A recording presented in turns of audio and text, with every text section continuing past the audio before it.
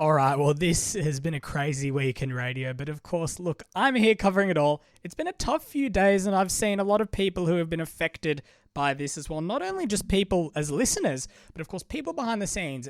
For those of you who don't know, the Carl and Jackie O show does have a massive team behind it. You got people like Intern Pete, of course, Peter Depler, Nat Penfold. You got the censors, two censors. You also do have the people who edit the show, people who do audio production, just a whole bunch of producers. You got producer Mayo. Honestly, so many amazing people, and my hearts do go out to them and anyone who does affect any job losses.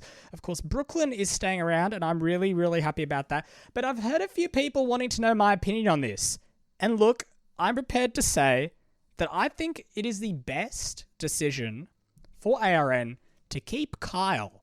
Now, I know this might be a bit controversial, and I'm not trying to make any enemies here. This is just solely my opinion, and I will talk about this a bit more on Saturday when I have a special guest joining me. Don't worry, we'll talk a bit about that on Saturday.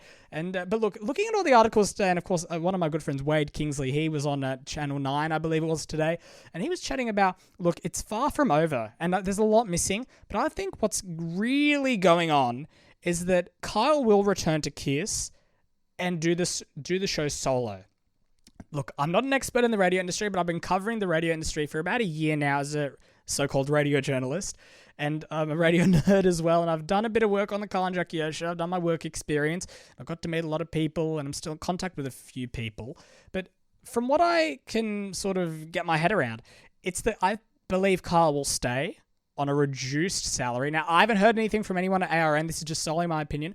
I believe that Carl will stay on a reduced salary, possibly anywhere between 6 to 8 million, or even a performance-based contract. And I believe it could be a shorter-term contract, nothing like 10 years like we've seen, possibly something to the end of the year, just seeing how the ratings do go, or possibly something for 2 or 3 years. Now, that could be a real possibility. It could be Carl in Brooklyn. It could be, we could see something like the Christian O'Connell show, where it's just the Carl Sandilands show, where he has his producers in the background, butting in every now and then. You got Brooklyn, of course, coming and doing the news, and of course, talking with him as well. And I think that would go really well. Now, of course, we do miss Jackie, and my heart does go out to Jackie. But from what I've heard, is that it's very possible that she doesn't return to radio at all. Now, of course, ARN have offered her the slot of doing her own personal show, but I really don't think that is what Jackie would like. Now, of course, I only met Jackie briefly, but I don't think that Jackie would do that, if I'm being completely honest. I think that Jackie would probably want to break from radio, maybe explore some other opportunities, travel a bit.